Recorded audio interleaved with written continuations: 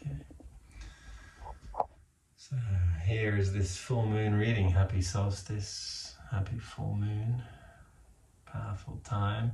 I've got 4 cards for this reading. I'm going to show you them all and then we'll dive into what these might mean. We've got the 2 of Cups reversed, followed by the Ace of Swords, followed by these 2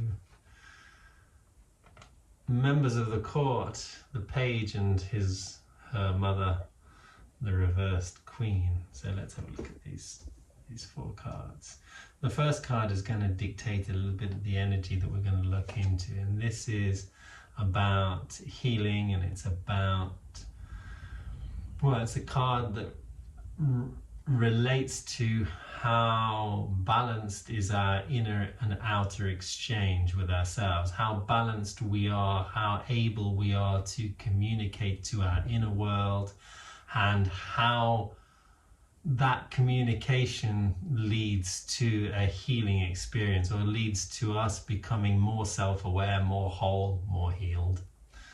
And this exchange, when it's reversed, there's a resistance to it. So what are our resistance? I can name a bunch of my own personal resistance to doing inner healing work and to actually taking and making time to go inside and have a proper loving relationship with myself. When I do it, it's amazing and beautiful always, but I can get complacent, and that complacency can be one of the reasons, oh, I can do that at any time, so I don't need to do it now. Yeah, when it's now is really the only time we need to do it. This is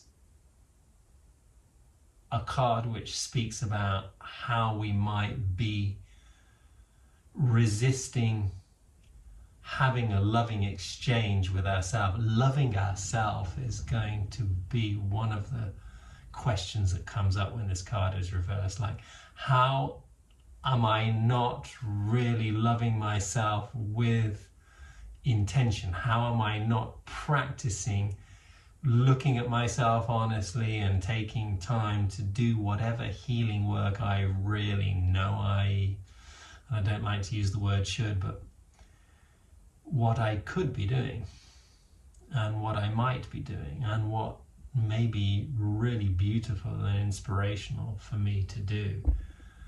This card comes up also when a lot of people think this is just about an outer relationship, but primarily it's an inner one, and secondarily it can reflect in how comfortable we are in having healing exchanges with other people. We will experience the chance and haphazard relationships of healing that we will bump into or maybe look for in our lives, but they are only consequences of a mirrored inner relationship that we are having, and the degree of self-diving into what actually loving ourselves looks like actually is, as far as our own relationship with ourselves, will be a representation of how deeply healing and loving our relationships on the outside can also be. And this hand of God coming out with the sword of truth from the cloud, saying, you know what your truth is. And this is just, oof, this is a hard one to feel, because and I sometimes will say this to like people I'm doing readings with, and I say, oh, come on, you know.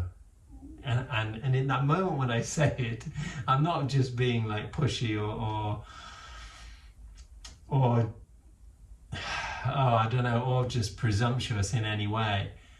There's a feeling inside of me that I know you know. I can see that you know. And this is a card which is like God saying, hey, you know the truth. You know, you can bullshit yourself, excuse my language, but you know the truth. You know what is your truth. And you can pretend that it's something else, but deep down you know. And if you want to go deep down, then take time. Take time to do that. Take time to have in a conversation with yourself. Take time to feel the emotions that your body wants you to feel. Take time to ask yourself what it is that you really want. Take time to allow yourself just to feel the emotional reactivity that you have towards life and towards the world, because there's something there that is going to be guiding you towards what you definitely already know is your higher truth. Then when we find that higher truth, we're going to bump into this little inner relationship. Well, maybe this is part of the story of the cards, which is the mother Queen of Pentacles, who's reversed. And when she's reversed, she can be overprotective, because she's very loving and very kind and very motherly, and she's the mother hen, but she can be exaggerating all of those positive qualities and end up overprotecting that inner child inside of us, which is the part of us that says, well, I'm going to protect you from any type of failure, any type of pain, any type of emotional distress that you could come up with. I'm going to protect you from any type of conflict. I'm going to protect you from everything. I'm going to put you in a box, basically, and you're not going to be able to get out of that box to experience all the wonderful new experience that this page really wants to dive into and just say yes to life. But the mother is like, oh no, watch out, there's a little bit of fear in her, there's a little bit of fear in us. And so it's asking us, what is the fear that I have that keeps me stuck in certain patterns, that keeps me rigid and fixed and a little bit stagnant, and doesn't allow my child to go out and play?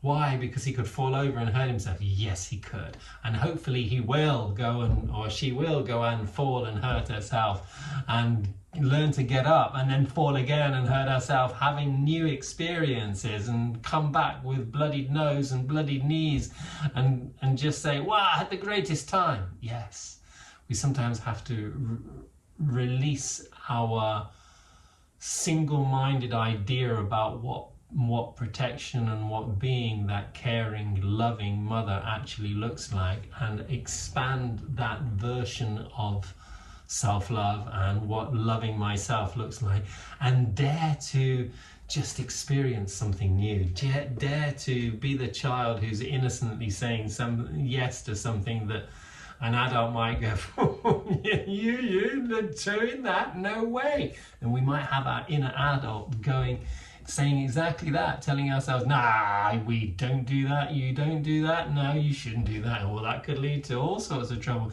You know what happened last time? And we can resist actually jumping into new experiences through fear of falling flat on our face, and through actual genuinely, a loving, caring intention to look after ourselves. But sometimes that caring, loving kindness can be exaggerated and can be restrictive and smothering, instead of having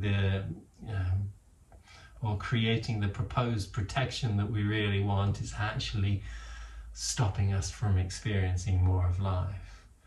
So looking at these 4 cards, there's some healing that our higher consciousness is begging for us to do, that we are resisting in one way or another. We know what it is we need to do, and we probably are very clear about 2 or 3 different ways of actually doing that.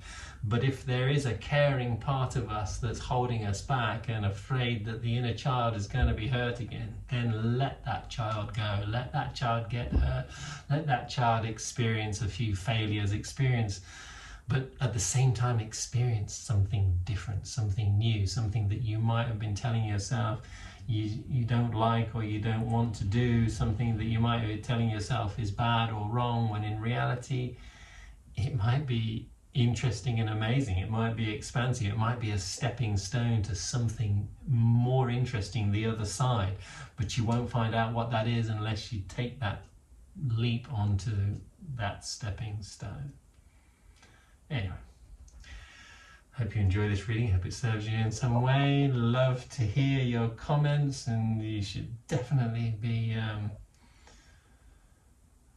excited about this full moon solstice time in the northern hemisphere. We're having the longest days of our year, and there's a powerful energy in that, and I hope you enjoy this time of light. Much love.